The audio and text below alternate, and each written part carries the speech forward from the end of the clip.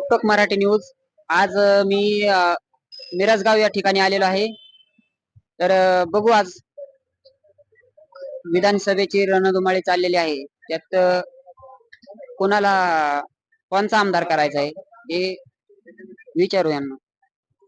दादा, तुम्हाला कोण आमदार पाहिजे? आम्हाला आमदार हा निश्चित नकोय, पण आम्हाला फक्त एकच गोष्ट माहिती आहे, टोपीवाल्याची आणि माकडावाल्याची. माकडावाल्यांनी आयडिया करून माकडाला स्वतःच्या डोक्यातली टोपी टाकून माकडाला सुद्धा टोपी टाकायला लावली.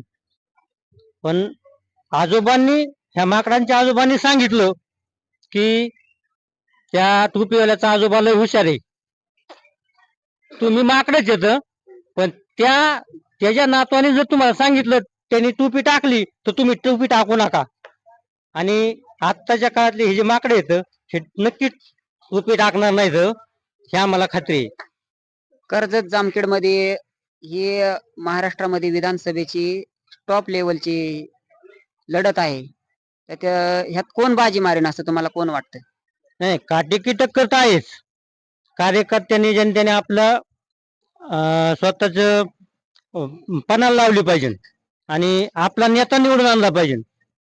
कारण नेता आहे, कोण आमदार होईन असं तुम्हाला वाटतं? नेता आहे तर कार्यकर्ता आहे. त्याच्यामुळं कर्जत जामखेड मध्ये फक्त राम शिंदेच पाहिजे. का बरं?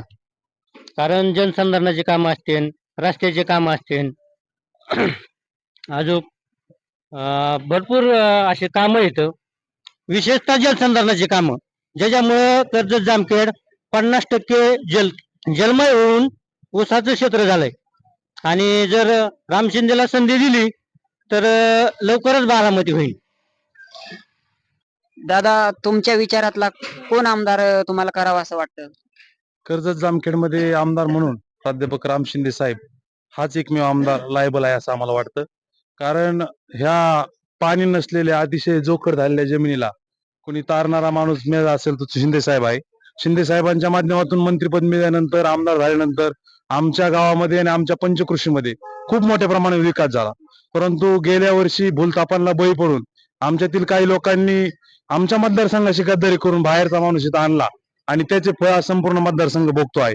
आणि ती सगळे लोक आता आमच्या बरोबर आले आहेत. रोहित पवारांनी 5 वर्षामध्ये फक्त गांडवा गंडवी आणि फसवाफशीचा कार्यक्रम केला. मोका कंपाशी वाट, बिगर रिफिलीचे पेन वाट, कुठं असे कार्यक्रम करून गोळ्या बिस्किट वाटून लहान मुलांना फसवण्याचं आणि इथल्या लोकांना भुलवण्याचं काम केलं. पण जनता आता हुशार झालेली आहे. जनता आता रोहित पवारांना संधी पुन्हा देण्याचा विषयच नाही, परंतु परत कर्जत जामखेडला ते आले सुद्धा नाही पाहिजे इतक्या मोठ्या मताधिकाने आम्ही त्यांचा पराभव करणार आहोत आणि शिंदे साहेबांना विजय करणार आहोत. धन्यवाद. नमस्ते, रोकठोक मराठी न्यूज चॅनल कर्जत. आज आपण सिद्धटेक या ठिकाणी आलेलो आहोत. विधानसभेची रणधुमाळी चालू झालेली आहे. या रणधुमाळीमध्ये आपल्याला भेटले आहेत आरपीआयचे रुपेशजी मस्के. तर त्यांच्या विचारातला किंवा विकासातला त्यांना कोण आमदार पाहिजे ते आपण त्यांना विचारू. नमस्ते, मी रुपेश मारुती मस्के, सिद्धटेक तालुका अध्यक्ष. सिद्धटेकचे सर्व जे काही गोरगरीब जनतेमधून जे काही लोकांना कधी अडीअडचणी आल्या तर ते सध्या आम्ही तालुका अध्यक्ष आमचे सर्व काही गोष्टी अडचणीच्या आल्याच्या नंतर ते सामोरे जाऊन त्या गोरगरिबांना न्याय देण्याचा प्रयत्न करतात. सध्या राम शिंदे गटामधून राम शिंदे साहेबांनाच आम्ही सध्या इथून सिद्धटेक मधून अगदी भरभरून असं प्रेम देणार आहे. आणि या मतदारसंघामधून राम शिंदे हे सध्या लीड मध्ये चालणार आहेत. तरी सर्व माझ्या रिपब्लिकन पार्टी ऑफ इंडियाच्या सर्व कार्यकर्त्यांना मी आपल्या भाजप सरकारला सगळ्यांनीच भरभरून असं मतदान करून विजयी करण्यात यावं ही मी विनंती करतो. निवडणूक चालू झालेली आहे, तर तुम्हाला कोणचा आमदार पाहिजे? रोहित दादा पाहिजे का राम शिंदे साहेब पाहिजे? राम शिंदे साहेब भूमिपुत्र हवा आहे आम्हाला. कशाबद्दल? त्यांचे काय काम? काम व्यवस्थित आहेत. सगळ्यात महत्वाचं म्हणलं तर पाण्याच्या बाबतीत काम एक नंबर आहे. आमचा नदी पट्ट्यात काय भाग आहे, बाकी सगळा दुष्काळी पट्ट्यात आहे. उकडीचं पाणी आणायचं म्हणलं तर शिंदे साहेबांचा मोठा हात असतो त्या गोष्टीत. शिंदे साहेब असेल तरच पाणी येतं, ते नाही तर पाणी येत नाही. आणि बरं दादा, तुम्हाला कोणचा आमदार पाहिजे? रामशिंदे साहेब. कशाबद्दल? कामं भरपूर त्यांची. गावात आमच्या पूल बांधला एवढा. सगळं त्यांनी भरपूर काम केलं आमच्या गावात पण. दादा, तुम्हाला काय वाटतं? विधानसभेत तुम्हाला कुणाला पाठवावं वाटतं? राम शिंदे साहेबांना. काय काम आहे त्यांचे? त्यांच्या मतदारसंघात भरपूर कामं केले त्यांनी. कर्जत जामखेड विधानसभेत. भाऊ, तुम्हाला आता विधानसभेची निवडणूक चालू आहे. कर्जत जामखेडला कोणचा आमदार विधानसभेत पाठवावा असं वाटतं तुम्हाला? राम शिंदे साहेब पाठवावं वाटतात, कारण की ते स्वाभिमानी आहेत आणि त्यांचं कार्य मात्र एक नंबर आहे आणि ते देशासाठी खरोखर त्यांचा जीव पण अर्पण करू शकतात. ते सच्चाईचे आहेत आणि हे लोकांच्या लक्षात आहे नाही. हे जर लोकांच्या लक्षात आल्या काही गोष्टी तर आपण नक्कीच जिंकू, कारण की हे लोक थोडीशी जरा विचारपूर्ण करणार. का विचारपूर्ण करणार?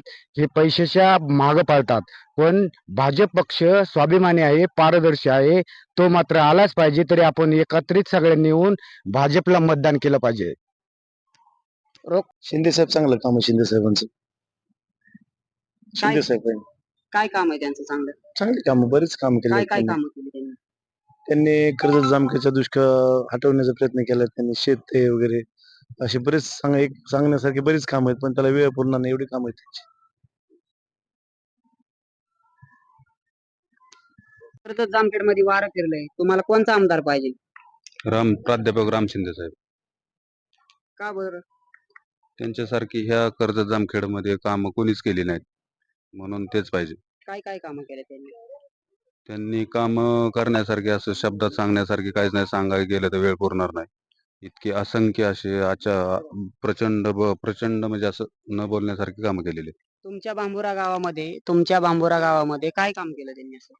बांबुरा गावामध्ये त्यांनी कुठल्याच गोष्टीचं नाही. आमची एक थोडीशी किती एक समजा 150 लोकसंख्येची वस्ती आहे, त्यासाठी त्यांनी 1,20,00,000चा पूल दिला मंजूर करून, साकाव पूल पद्धतीचा. जिथं रस्ते नाहीत तिथं त्या ठिकाणी रस्ते करून दिले. जिथं लाईट सिंगल फेजचा प्रॉब्लेम होता तिथं लाईटचा प्रश्न सॉल्व्ह केला त्यांनी. जिथं ज्या गोष्टी आवश्यक आहेत आणि प्रत्येक कार्यकर्त्यांनी त्यांना जी मागणी ज्या वेळेस केली त्यांनी त्या वेळेस पूर्तता एकदम कमी वेळेच्या आत केली, म्हणून ते एकदम एक नंबर आमदार म्हणून आहे आणि आम्हाला तेच आमदार पाहिजे. थँक्यू दादा. बाबा, आपल्या कर्जत जामखेडची विधानसभेची निवडणूक चालू आहे, तर त्या अनुषंगाने आपल्या कर्जत जामखेडमध्ये कुणाची हवा आहे? कोणाची आता सध्या शिंदे साहेबांची हवा आहे जास्त. ते करून चांगला माणूस, माणुसकीचा माणूस आहे. गोरगरिबाला घेऊन चालणारे माणूस आहेत. सर्वसामान्य कार्यकर्त्याला लागणारे माणूस आहेत ते. आणि त्यांनी कधी कोणाला फोन केला स्वतःच्या त्यांना पटेल लागत नाही, कोण नाही, स्वतः येऊन भेटायचं. मी प्रत्यक्ष मी माझी सरपंच सध्या, मी पहिल्यापासून त्यांचंच काम करतो. आता व्यक्तीची आमच्या सब मागासवर्गीय आहे. आमच्या मागासवर्गाच्या डीपी ओव्हरलोड झालेली होती. साहेबांना मी चक्कर मारले, साहेब मला आमची असं मागासवर्गाची अडचणीत भरपूर, मला आम्हाला डीपीचं जरा डेव्हलप करून द्या. साहेबांनी नुसते एक फोनवर साहेबांना सांगितले, म्हणले मागासवर्गाच्या डीपीचं म्हणले प्रॉब्लेम लय मोठा आहे, म्हणले ओव्हरलोड झालेलं आहे. साहेबांनी आम्हाला न काय मी 1-2 पटेल आम्हाला साहेबांनी 2 मागासवर्गासाठी मंजुरी केल्या. त्याच्यानंतर समाज मंदिराचं काम केलं मागासवर्गाचं.